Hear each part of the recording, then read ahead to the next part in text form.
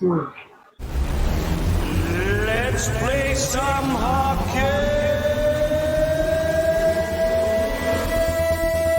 Tonight. Energetic, passionate, and savvy.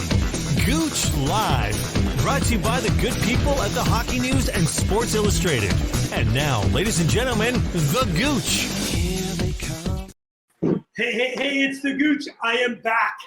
You're watching Gooch Live right here at the Bottom Line 22 Front Street. And I am live. Yes, I am. I'll tell you what, I had an incredible trip to Germany. Obviously, the show is going to be presented by the good people at the Hockey News and, of course, Sports Illustrated. But before we get into that, I am back. And I'll tell you what a great event I was involved in. It's probably one of the top 4 in my life, 63 years old. I can only tell you that it brought me to tears how the event ran and how successful it was, raising money not only for all the great causes in Germany, but also for Stop Concussions. We did very, very well, and I thank everybody for that support. I'll be talking about it in my minute 29 tomorrow, but I'll tell you what, ice hockey is alive and very, very supportive in Germany. Listen, we got a great show lined up. We have, of course, the producer sitting, I think, if I'm not mistaken, somewhere in Thailand. I was in Germany. He's now here. It's incredible. Let's get started. Ladies and gentlemen, here he is, Rock. Hey, Gooch. Where are you? I am at a hotel, a Holiday Inn in Bangkok, Sukhumvit Soi 22. If that means anything to anyone. I'm getting a lot of messages right now asking where you are, so I'm just going to let them know you're actually in Bangkok. It was a great movie, if you remember Hangover, one of the best movies of all time. Please do not get yourself in any trouble. I am not flying over there to get you out of jail. So actually tonight, there's one scene where they're at a rooftop bar where they're going to a meeting about kind of, they're doing some kind of exchange, and they do this meeting at this rooftop bar, which we're actually going to tonight. So get to see one of the set pieces. Hey, listen, I've just got a really crazy message from Wayne Cowley. So give me 1 second. You're going to have to do a little bit of a talk just on generally what we're going to talk about. I have to leave the room only for a second, and I'll tell you later on what went on. It is this, of all the stories I've got, this one you're going to love. So just prep everybody for the show, and I will be back in exactly 3 minutes.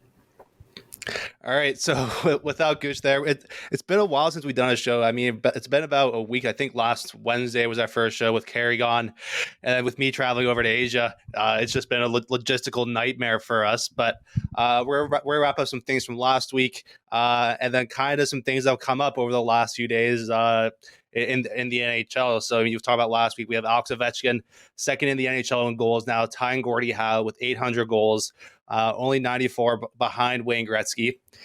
And then we look at something we missed actually with the GM meetings last week. There was a proposal for a new playoff format, very similar to what the NBA and the MLB have done kind of in recent years, where they do that kind of play-in tournament right at the end of the year. We'll talk about some of the positives and the negatives and maybe why the NHL may not pursue it.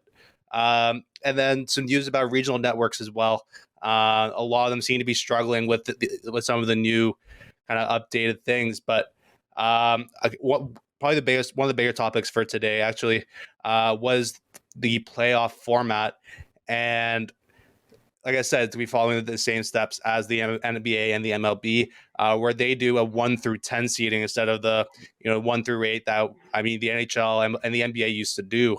But the 7th and 8th, the 9th and 10th seeds will play each other. So 7 versus 8, 9 versus 10, in kind of a mini tournament where the winner of 7 versus 8 makes it to the playoffs automatically.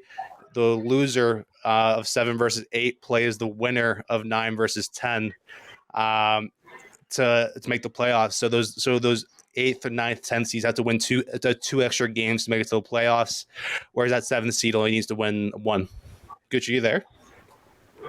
Hey, Jordan, I apologize for throwing you under the bus there. My car started. Oh, geez. Wayne walked by my car and it's running. So think about this craziness.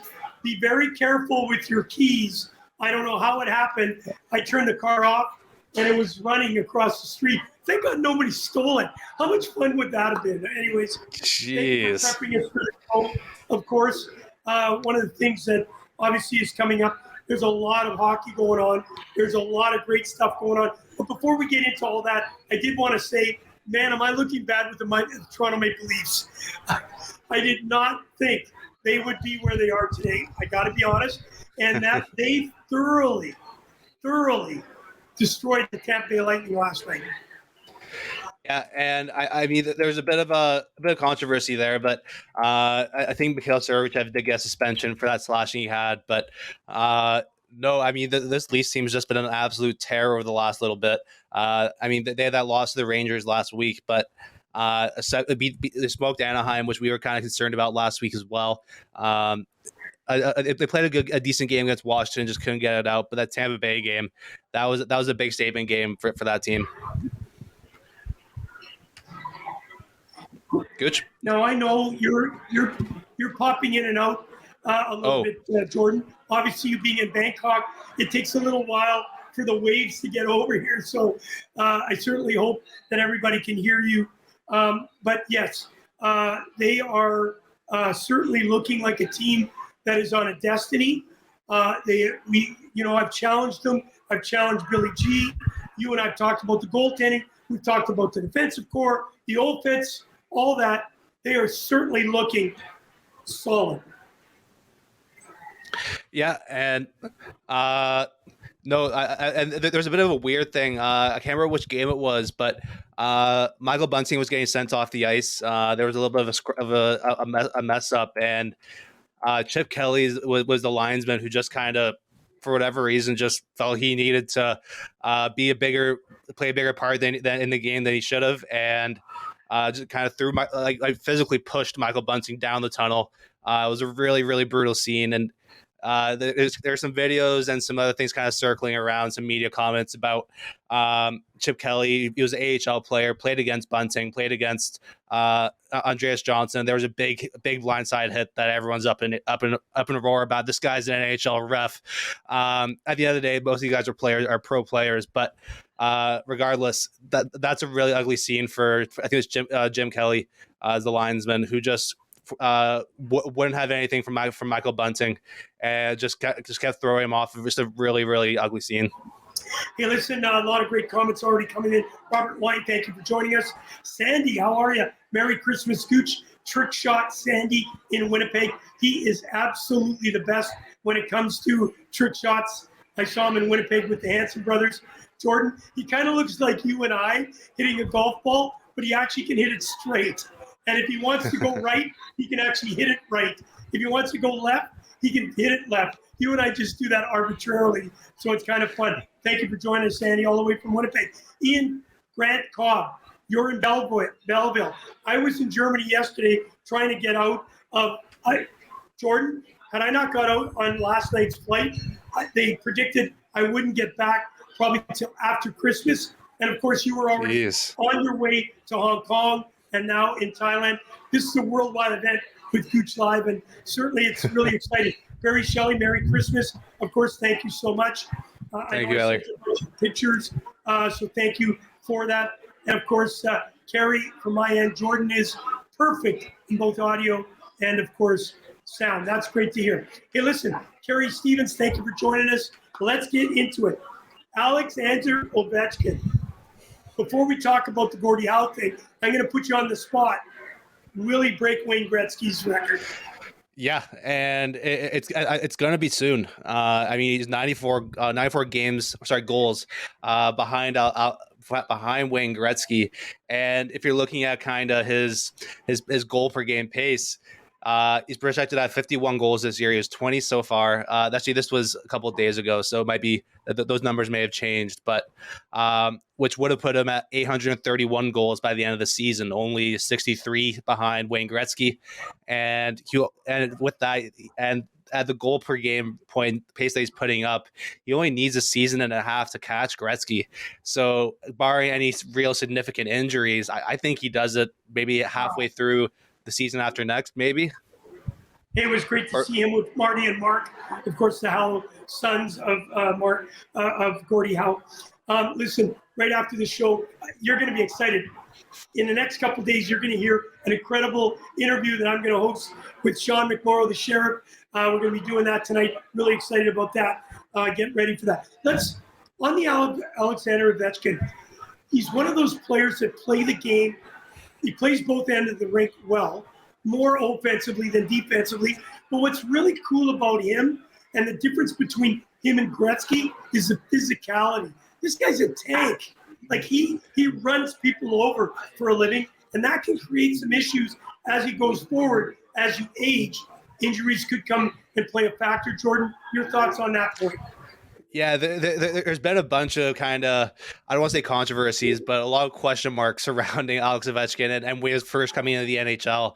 Obviously being Russian, they tend to maybe inflate some numbers here and there, or maybe tell a bit of a white lie here or there too. So a lot of people suspected that when Alex Ovechkin came into the NHL, he might have been 2 or 3 years older, and his weight is listed a lot lower than what it actually is. I don't want to get too deep into that, but at the end of the day, he's a legend of the game, a big personality that everyone loves to have in the league. And to reach this milestone, it really is incredible. It's absolutely incredible, no question. All right, let's move on to some things that are going on with the general manager meetings. What significant do you believe came out of those meetings? So obviously the salary cap was the big thing that we spoke about last week. Only going up $1 million this year after a lot of people thought it was going to be $4 or $5 million, and which is going to put a lot of teams in a handicap. But I think probably a more interesting topic than money is playoffs and the new playoff format that was proposed. We'll get into it whether the league is actually going to follow through with it. But I was talking a little bit about it before you came on, Carey. Kind of about how it works with the play-in tournament, much like the NBA and the MLB do. Yeah.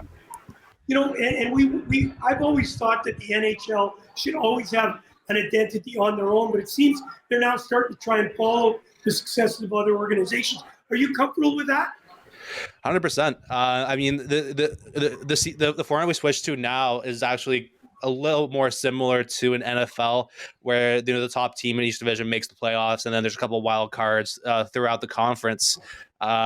So the NHL has never really had its own identity when it came to the playoffs, and even before that, with the 1 through 8, the NBA used to do that. But this new 1 through 10 seeding just makes it a whole lot more interesting as a fan and as a viewer of the game. Because I mean, if we kind of look at it, if the NHL with the playoffs were to start today, we're talking about, we'll do the Eastern Conference. This is also from a couple of days ago, so these positionings may have changed. But if you look at the whole Eastern Conference, the Rangers were in 7th, the Islanders were in 8th, the Capitals were in 9th, and Detroit were 10th. So as you get closer to the end of the season, teams like the Islanders, Washington, and Detroit have a lot more to play for, instead of just being out of the playoffs in mid-March or early April, and don't have a ton to play for at the end of the year. So this keeps them. Obviously, there's some great comments coming in. Good morning, John. I think you guys are close together. Obviously, in Thailand. Barry Shelley. Yes, I miss the strudel and the schnitzel, but most importantly, the German beer. But I'm going to have one right after the show here. And, of course, Kevin Stevens. As long as the Leafs have to play Tampa or Bruins first round, leave it as it is. All right, let's not get into that yet, Karen. Kevin, come on, Steves. I call him Kevin Stevens for a reason. All right. But so how the play-in tournament would work was the Rangers would play the Islanders, and then the winner of that game is in the playoffs. The loser of that game plays the winner of Washington versus Detroit. And then the loser from Washington versus Detroit is eliminated. So the 8th, 9th, and 10th seeds have to win 2 games to make it to the playoffs, whereas the 7th seed only needs to win 1. Hey, Jordan, thank you for bringing that up. I'll tell you what, I think I need a calculator to figure it out. Of course, that's why they do the cap. And, of course, Dave Stubbs comes up. As much as I hate the hard salary cap, at least it's not a mockery like Cohen has turned MLB into. But I think we just established here, you're comfortable with them kind of following in the footsteps. It does make it, do you want to use the term fair? It allows obviously the parity in the league to rise, to allow teams that maybe should be in the playoffs are out because of the way the old format is. Yeah, and like I said, it just makes the regular season, the end of the regular season, count a little more for some of these teams. I mean, a team like Detroit, who was sitting in the 10th spot, may actually be able to kind of put together a good stretch of games to maybe earn a 7th or a 6th seed, right, trying to get that higher seed, or the team trying to battle into that 10th spot. So there's a lot more scenarios that can happen with this. All right, sorry, Jordan, you are going a little bit in and out for me. Hopefully everybody can hear what you said. Very important stuff. Really excited about it. All right, Gary Bettman was firm in his position that the league wanted to stick with the current format, top 3 from each division, 2 wildcards, mainly due to player fatigue and devalues of the regular season. What does he mean by all that? And because this new play-in format is going to extend the regular season a little bit, it's only 2 games, I think. So, and they would have to shorten the regular season to kind of accommodate that too. So, and they would probably take more games out of the regular season than they would make up in the play-in tournament. But it just seems like a win-win for everyone. It keeps fans more engaged to the end of the season, even if their team may not make the playoffs. But it creates a playoff atmosphere for those final games as well. And again, yeah, sorry for cutting. And again, there's a financial win for every team that's involved. Yeah. David Stubbs comes up. 80% of baseball teams are eliminated by the 81st game mark with 81 games to go. Hockey does it so much better. And I think this will just add to it and allow teams to have an opportunity as they go through. Those teams that are playing and having good records are not eliminated from the playoffs that we want to see. When we look at this, is Gary Bettman looking at solely as an entertainment value for the fans and keeping everybody engaged, or is it a financial? Because he's been very open about how much he wants to bring financial gains into the owners, or is this something that really creates an opportunity for fan participation? Gary Bettman's stance on this is pretty weird, and I mean, like you said a little bit earlier, he is pretty firm in his stance that he wants to keep the current format. Which, if he wants to bring in more money for the owners, if he wants to create more revenue for the league, it's probably in your best interest to keep the league more competitive for longer into later in the year. So it just makes a lot more sense for them to move to this format. I don't know really why they wouldn't. Okay, of course, Bettman never thinks about the fans. I'm not 100% sure. That too. He gets booed by them a lot, so I think he's thinking a little bit about them. Hey, listen, it's really loud here. Obviously, you're watching Gooch Live right here live at the bottom line, which I have not had an opportunity. You being in Bangkok is just truly remarkable. Let's go through a couple more things before I let you go, of course. What time is it in Bangkok? It's about 7:30 in the morning. In the morning or at night? In the morning. You got up that early for the show? We're 12. I was up at 5, Gooch.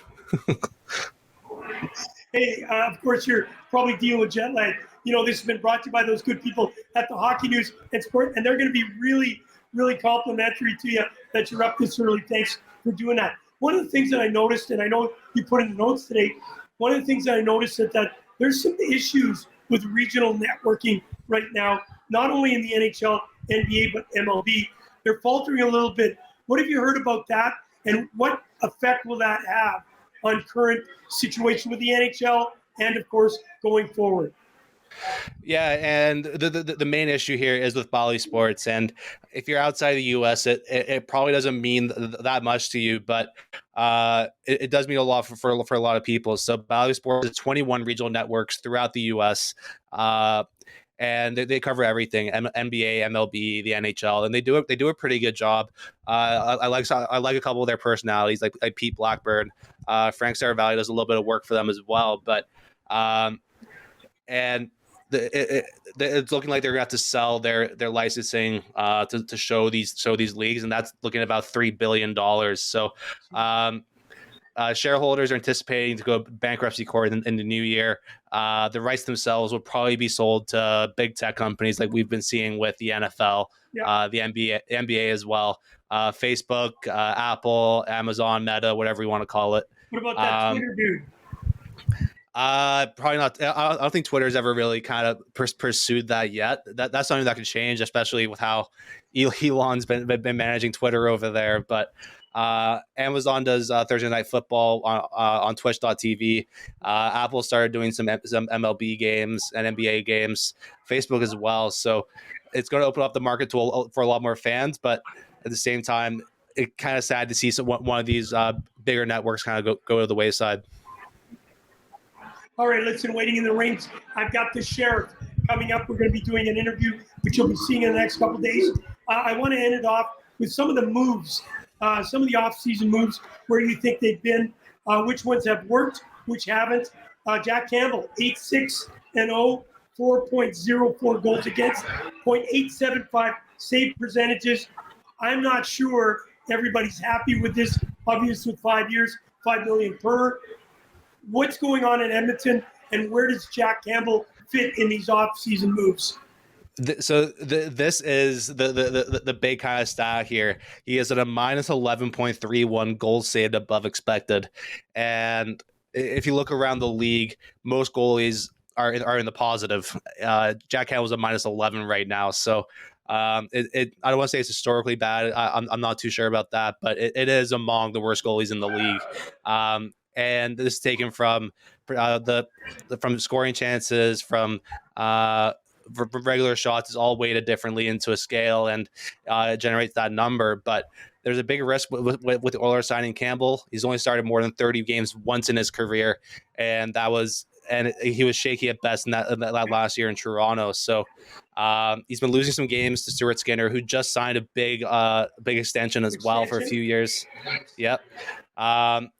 But Campbell's got to dig himself out of a deep hole.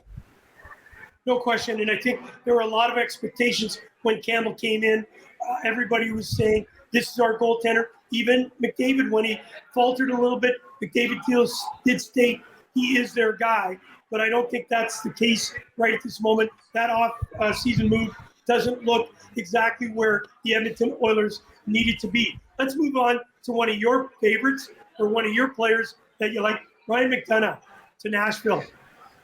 Yeah, a longtime Rangers captain was traded by the Tampa Bay Lightning to Nashville, and if you look at McDonagh's resume and what he's been able to do, 2 Stanley Cups, longtime Rangers captain, I think it was 4 or 5 years, Olympian, but he's getting up there. He's getting towards the twilight of his career. Yeah. Has been in decline over the last few seasons, but this year has been his big step back, and it's really sad to see. I've always liked Ryan McDonagh. He played a really solid 2-way game. He managed to be able to get 40 to 50 points in the season while being one of the better defensemen in the league, playing against top minutes. But it's just a little bit too late for him. And now with Nashville, he's been skating with Roman Josi for a lot of this year, and still not having a ton of success. So it's rough to see that for him. Hey, listen, David Stubbs pipes in and says McDonagh contract is terrible. I think we all can agree with that. Certainly You're happy that he's no longer in the Rangers line. Hey, Sammy Trapolino, spot on. Jordan gives teams hope of playing the playoffs. I caught that later on. All right, let's move on to another player that I really thought was going to be a big addition right off the bat. Obviously, it's Jonathan Huberdeau. 5 goals. 13 assists for 18 points in 27 games played. I had not seen this coming. I thought he was going to be the leader of this team.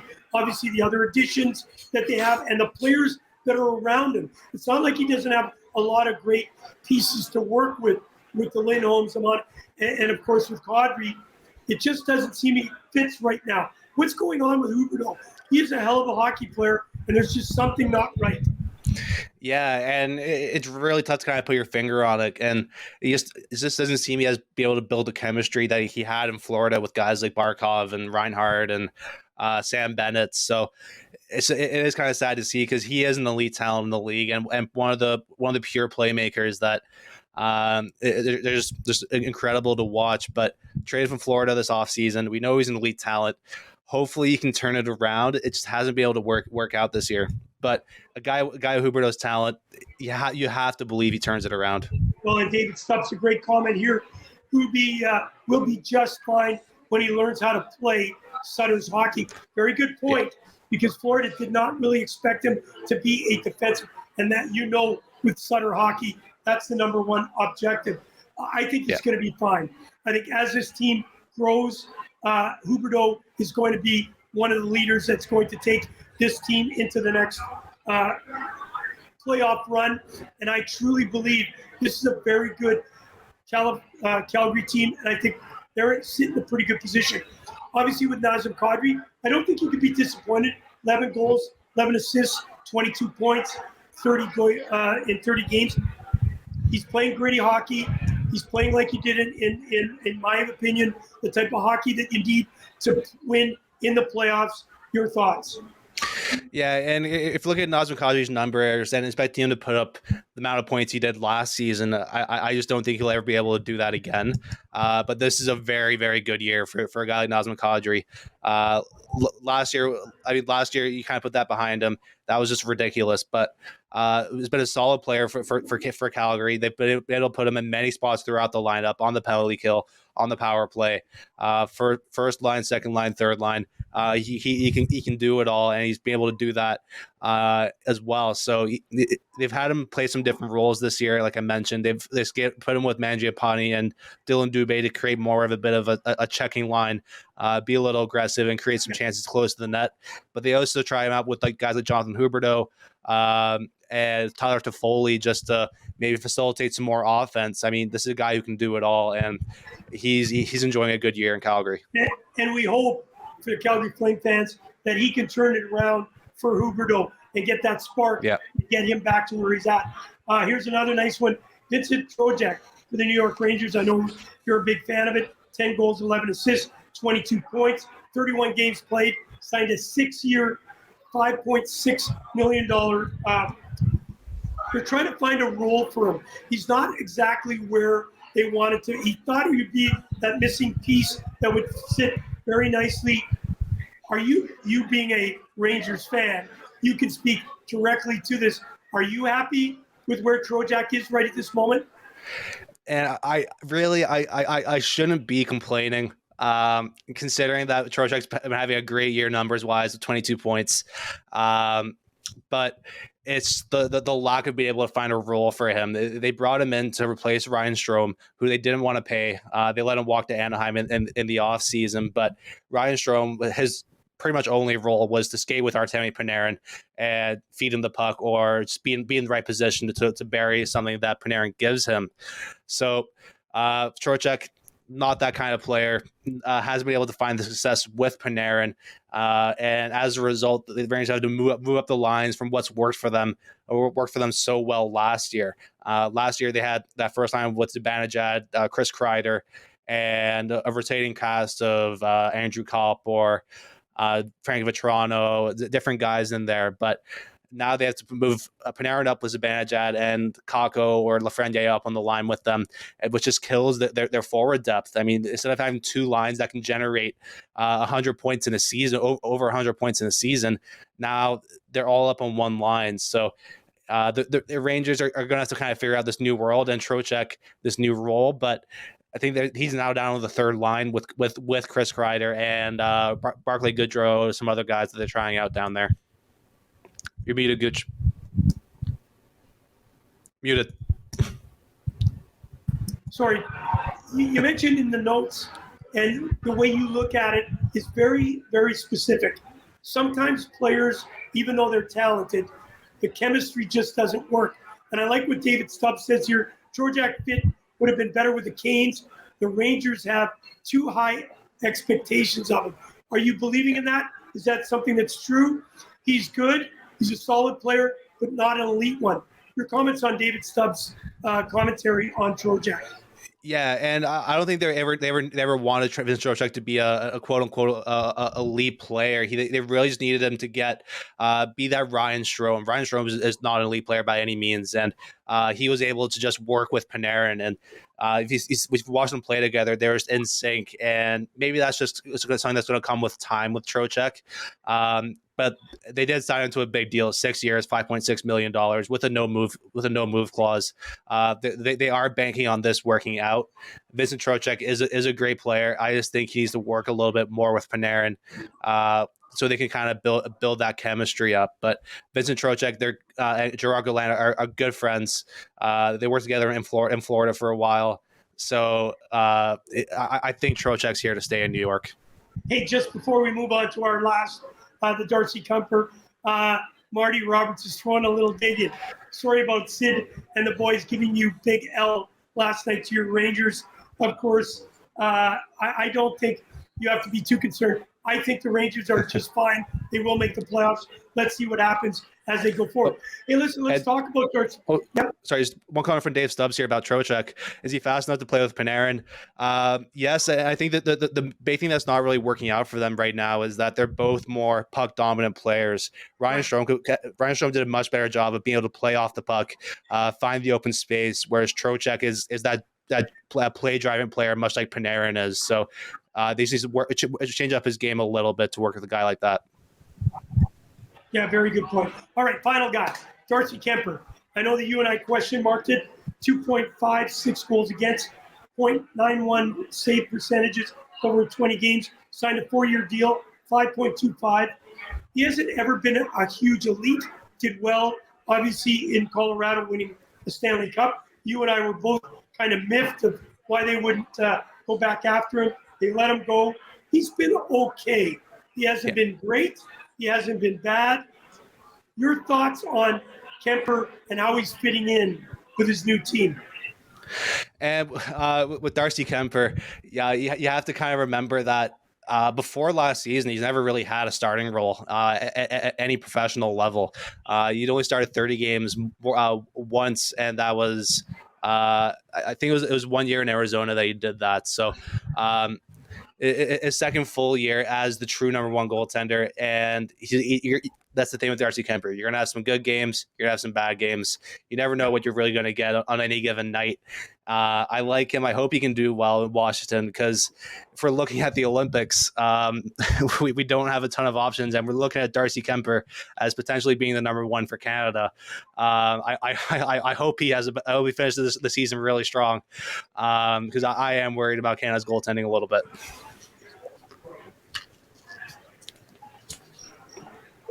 Oh, you get that last part? I lost you there for a sec, but you're on the same wavelength as David Stubbs. Kuemper probably starts as the goaltender, but do not count out Carter Hart. I still think there's a little bit of magic to be seen by him.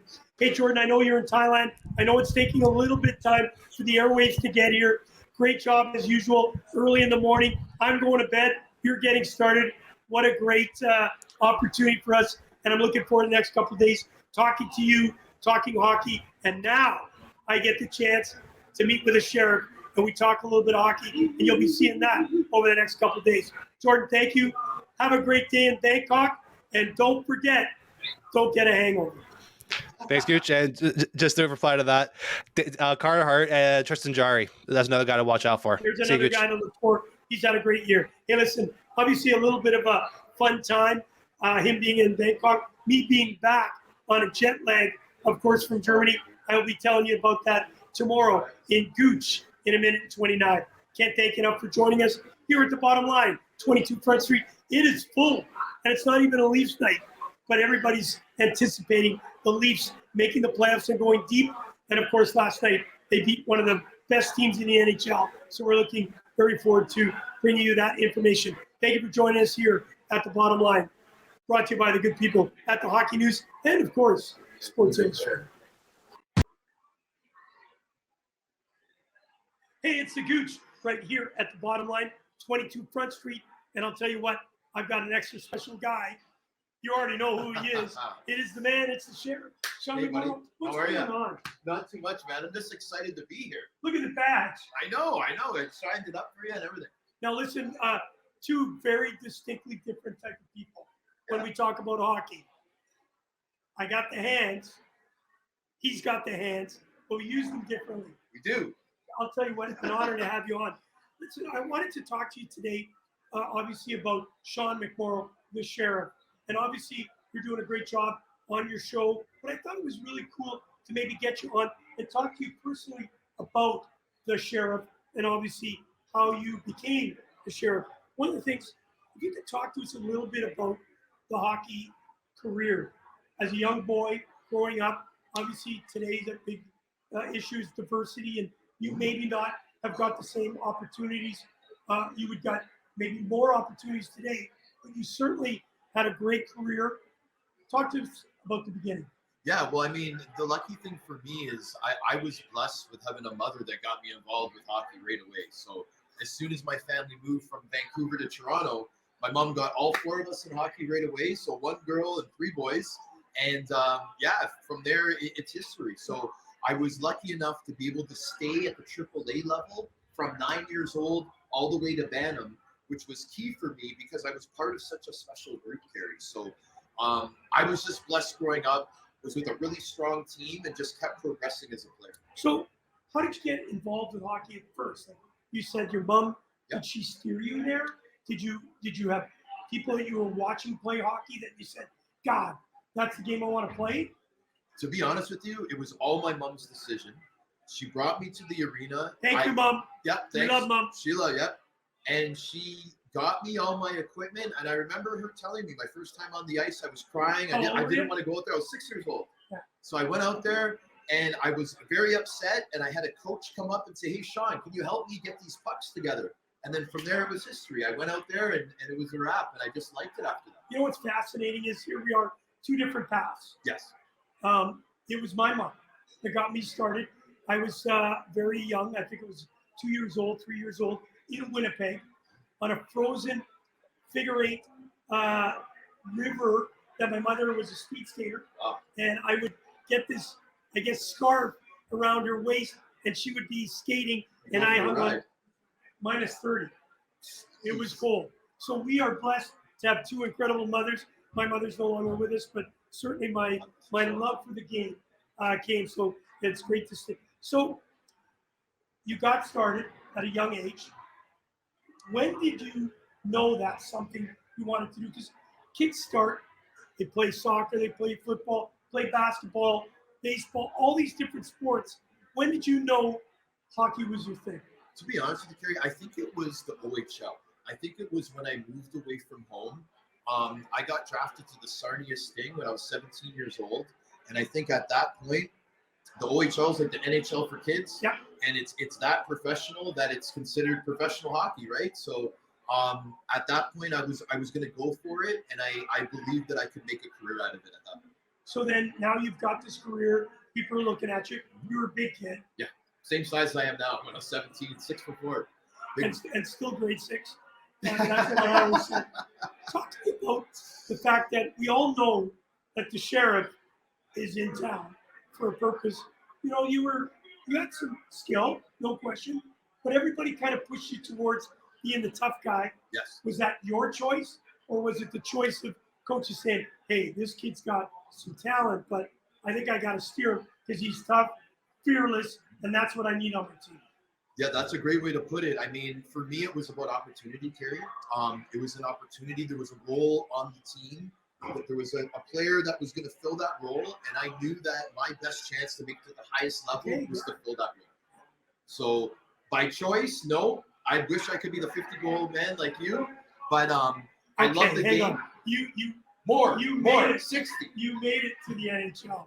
I didn't quite get there, so certainly a compliment to your skill and obviously your toughness. Yeah, no, and I appreciate that. I mean, it's something when you're willing to do what the other players aren't, there's a spot for you. That's a very good point. Yeah, and that was before, Kerry. It's not so much in the new game, but before there was always a spot on the roster for the guy that was willing to throw down. So I just took advantage of it, and that was kind of my role. All right, for all you people who don't get the lingo, throw down means? It means a hockey fight. Throw those gloves down. You want to go? Mine had cement in it, and actually my gloves had that string. You know, your mom used to put so you wouldn't lose them. I couldn't get them off my hands. All right, so obviously your time in the OHL prepared you for that path, getting into the NHL. What was that path? So you're in the OHL, you're throwing it down, and how did that work? So I was pretty successful. I was lucky because I was winning most of my fights, which obviously I was able to continue on. After my first year in the OHL, I was eligible for the National Hockey League draft. So I was lucky enough to get selected. I was a late pick, but an 8th rounder to Buffalo, snuck in, got my entry level, and started my pro career. So it was handed to me. I just had to take it. So that's what I did, and I tried to do it my best. Obviously being drafted. So walk us through that, because that's a special moment for everybody. Huge. Not all of us left. I did not live that. Walk me through that draft. So my agent had a special rule. If you weren't rated in the first 3 rounds, you were not going to the draft. So he told me to have a barbecue with my family, to relax and wait by the phone. So that's exactly what I did. It was a very relaxed day. I was with my family. I ended up getting that phone call from the Buffalo Sabres, and it was literally a dream come true. Talk to me about that. Obviously, every kid that plays hockey, myself included, just wants to get that phone call. Oh, yeah. When it came, were you prepared for it? I mean, at that time, we're talking back in 2000, Kerry. So the internet was very slow. It was the second day, so it wasn't televised. So we had to concentrate on the internet. They were 2 or 3 rounds behind. So when it got to the 6th round, it was only a 9-round draft. I'm like, oh man, I'm not going to get drafted. They're already 3 rounds behind. 2 minutes later, ding-a-ling-a-ling-a-ling-a-ling, phone call. No, was it a rotary dial? It wasn't rotary, but it was definitely buttons. There's no touch screen yet, guys. So yeah, like I said, this was in 2000 in the summer. Mr. Don Luce, the director of player personnel, he made the call, introduced himself, said that I would get some mail invitation to training camp, and they'd see me soon. So everyone started cheering after that, and maybe the bottles started popping, maybe. All right. Pepsi, yeah. All right, Coca-Cola. so now you've been drafted. Expectations are you're going to be the guy that's going to obviously throw it down, and you prove that. Talk to me. You actually hold the record for the most amount of – see, they're already cheering. Oh, yes. Thank you. Bottom line, really loud here, because the sheriff's in town. Obviously, you hold the record. Talk to me about that. Is that something that you're proud of? Because some people look at fighting as one of those things, but it was a purpose. There's a reason for it. Yes. And you did it well. Okay, so for me, Kerry, the way I look at it is I've always tried to be a different type of hockey player. What I do is I represent my team, the fans, and the city, and I try to do it at a better rate than any player in the world. So that year, I was in a league that was centered around the tough guys. This was the infamous LNAH, okay? And say it in French. The Ligue de North Amerique de Hockey. Nobody can say it better than him. The Ligue de North Amerique de Hockey. How many fights? So it was 86 fighting majors in about 68 games. Now, okay, I can only tell you, I think I had 20 fights, and I was 0 for 22 of them. How did you make out in all those fights? My winning percentage was high. I would either win or draw the fight. I had few losses, but you can't win them all. Can't win them all. Somebody who you lost. Steve Bosse. Did you go back and get him again? The funny thing is the next game it was against Steve Bosse, so I had to do it right away, and I had a strong showing, and I was proud of myself that I was able to face up against someone that knocked me down the weekend before. Well, and you're very well respected in that league. They've actually asked you to come back, which is an honor. Yeah, of course. Where are your thoughts on that right now? Where are we at? Yeah, I mean, I'm a player. I'm a competitor. I always want to play. Whenever there's an opportunity, I usually jump on it. I did get an opportunity to play recently. It still may happen. It just wasn't the right time for me, personally. So, yeah, it's always good to be wanted, Kerry, and I always want to take advantage of opportunity. Well, you're always wanted here at the bottom line. You're such an engaging and wonderful guy to hang with. But the one thing that a lot of people have questioned me when they hear there's a lot of sheriffs. Yeah. Oh, you yeah. are not an imposter. Oh no. You are the sheriff. Yeah. How did it get started? How did the sheriff start? Yeah. So again, the infamous LNAH. It was after a game. I think I might have put a puck in the net, had a couple of good scraps, and my owner was very happy with me. So he came up to me in the bar that we would hang out after the game, and he called me over, and I thought I was going to get a little envelope with money, but instead he said, from now on, we call you Le Sheriff. So from that point on, it stuck. When I went overseas, they kind of promoted it a lot. This badge right here is when I played for the Belfast Giants. Right. So they would sell these little badges in little boxes, like ring boxes. Yeah. So this was £3. And I also had my sheriff shirt that was in Belfast with the big badge and everything. So I'm honored. I'm honored to have it stick with me. I'm very proud of it, and I hope it lives on forever. Well, of course, the sheriff is something that a lot of people say. There's a new sheriff in town. Yeah. Because you held the title not only here in North America, but taking over to England where you played. Were there guys that just challenged you because they wanted to be the new sheriff? Well, the cool thing is when I was in England, I actually got to wear the sheriff badge on my helmet and on my jersey. So I think I was so confident at that time that it didn't even matter. I wanted to take on all challengers, Kerry. I was in the prime of my life, and it was a battle, but I loved it. I absolutely loved it. All right, so after North America, we've talked a little bit about you leaving and going off to the UK. It's always difficult. A lot of people don't realize that hockey's grown tremendously in all different countries around the world. Leaving North America, ending up obviously in Britain, where we don't really, at the time you left, a lot of people weren't talking a lot about Britain as a hockey nation, 100%. but it has a heck of a league. Yeah. Talk to us about that. When I first got there, it was the 10th anniversary of the Belfast Giants. So I got there in 2009, 2010. I believe they started the league around the 2000 year. It's called the Super League. So with most leagues, it's very popular the first couple of years, and then there's a little dip, and then it comes back up. So when I came the 10th year, it was just coming back up. And since then, it's only been growing and growing. They've added a couple expansion teams. It's the Elite Ice Hockey League, the EIHL. And there's 3 teams in Scotland. There's the 1 team in Ireland, 1 team in Wales, and the rest are in England. So you get to see the whole region. You get to fly everywhere, little hour flights. It's awesome. Great experience. Okay, so what ended your career then? Because you're still fit. Oh, yeah. You look like you still play. Yeah. Why are you back here? So for me, when you do the role that I do, it takes quite a toll on your body. Now, I've talked to many people that say, man, you've been in 500 fights, but you talk kind of normal and you seem like a kind of a normal guy. Still got the right? pipes. So I appreciate when they say that. I think I might have ducked out at the right time because you never know. You could have one big fight and get your bell rung and never be the same. So for me, it was age and it was opportunity was coming thinner and thinner. And I had to make a family decision that I wasn't going to go back. Right. Yep. All right, so before I let you go, I want to talk about the cultural change. Yep. Obviously, being here in North America, going off and playing hockey in the UK. What was it like to leave your country and go off and play in a place like UK? Again, I mentioned it wasn't really known as a hockey nation, more of a soccer or football nation. What was that like and you're one of those guys that gets entrenched with the customs and the culture. Oh yeah, you're absolutely right. I'm a cultural and historic buff. Northern Ireland's probably one of the best places to go to if you're into those type of things.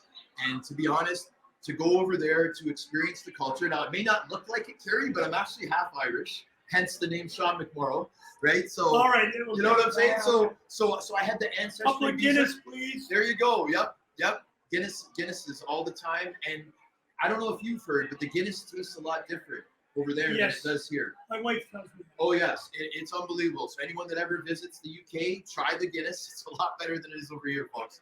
But yeah, I love the culture. I love the fact that it was full of history-rich stuff. And man, I had such a good time, Kerry. I still say it's the best time of my life. Those 2 years that I was in the UK. Well, there's no question. You embrace the game. You embrace the passion of the game. So my final question to you is, you're doing a heck of a job in your podcast. You've got a calling. You've got that natural flow of being able to dictate the words that are needed to get people interested. And you do engage. No, you just got that personality. Talk to me about being that tough, rough guy and now being in front of the camera and talking not only sport, but also diversity in the game. Yeah, for sure. I mean, it's a pleasure for me to be involved with this. I get very excited. Obviously, I like to have attention. I like to be in front of the camera. I figured out at a pretty young age, but early in my career, that whenever I would do interviews, I'd actually enjoy it, Kerry. Like I liked it. like I liked being the medium. Yeah. So once I was towards the end of my career, I started participating in a lot of the off-ice stuff. I actually did a couple behind-the-scenes shows when I played in the UK. Yeah. Old YouTube videos, just one take. And I really liked it and enjoyed it. So once I stopped playing, I just got involved with the other side right away, and I believe that it's my passion, man. I have fun. It's not work to me. It's infectious. Yeah. You're an infectious guy. Ladies and gentlemen, the sheriff. And there's only one sheriff in town. It's Sean McMorrow. Thank you for spending some time with us. Of course, you're watching Gooch Live right here. We've got the man, the sheriff, right beside us. Brought to you by those good people at the Hockey News, Sports Illustrated. And yes, Wayne Cowley says, make sure you mention the bottom line.